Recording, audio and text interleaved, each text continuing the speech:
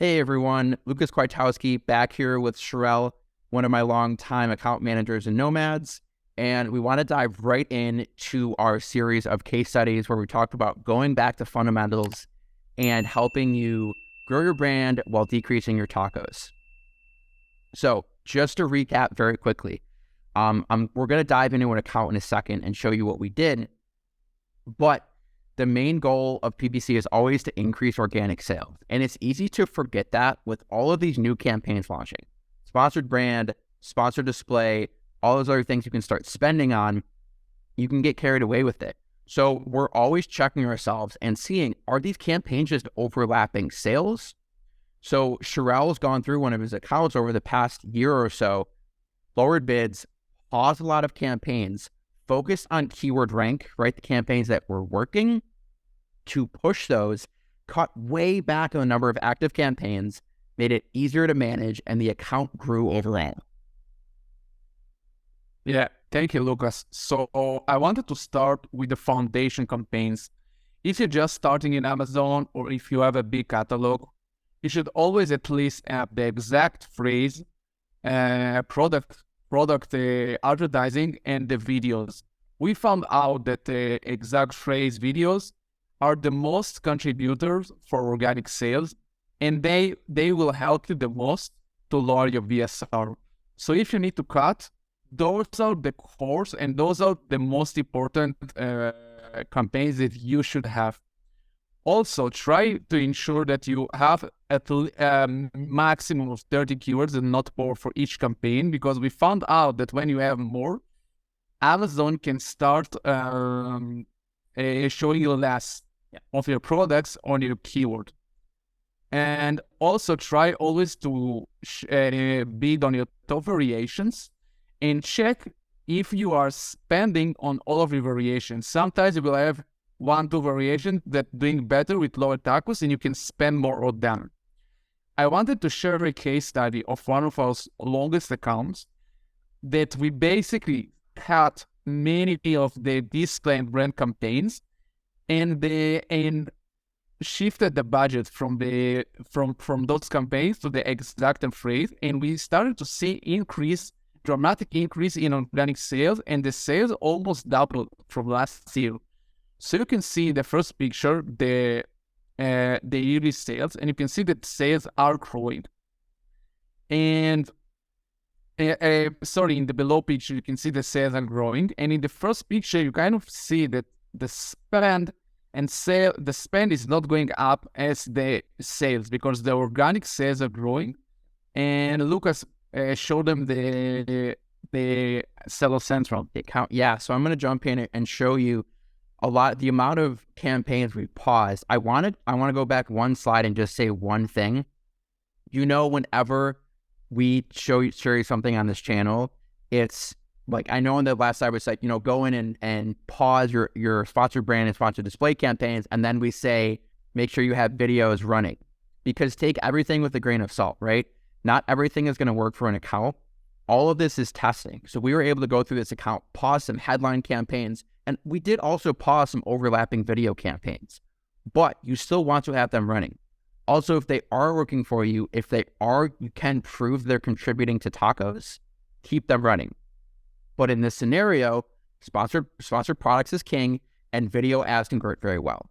So I'm just going to jump in here for a second, and we will go over to the account here.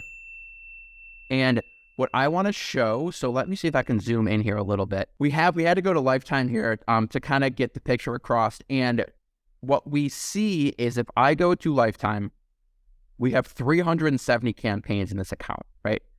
And you can see where the spend significantly dropped and then came back up. If I now go to paused campaigns and I apply this, over the past year, we have 282 pause campaigns, because that's what wasn't working. So in 2020 and 2021, when all of these new sponsored display and all these new targeting features were coming out, of course we're going to launch new campaigns because they're all flashy and we want to spend on them. But tacos was increasing. So just in July of 2022, you can see all these pause campaigns stop spending, and they stopped spending. And now last month they're spending maybe $100. If I now change this to enabled, this is a bigger account, and it only has 67 active campaigns. And look at this growth that we're seeing, because Sherelle can easily manage these 67. He knows what's doing what, where the spend is going, and it's very, very lean and targeted. So that's what we want to focus on, is if you see 5 or 10 campaigns not doing anything, give them some low budgets. If your overall sales stay the same, maybe pause them. Okay? So that's what I want to just touch on business reports real quick here. You can see business reports for this account. Back in June of 2022 is when we started pausing things. Sales went up from there. Okay? They had a couple of spikes in sales, and they dropped down a little bit. But I can tell you that from January of 2022 to January of 2023, sales went up 50K, and tacos dropped by at least a few percent, just by pausing campaigns and consolidating the things that we're looking at. And we didn't keep launching new campaigns. So it's very simple. If you're watching this video looking for what to do, those campaigns you've been testing for months and nothing is growing on your account, consider lowering their budget or pausing them, and that should really help you. So now I'm going to give it back to Sherelle to jump back in here and just wrap it up for us. Plan of action.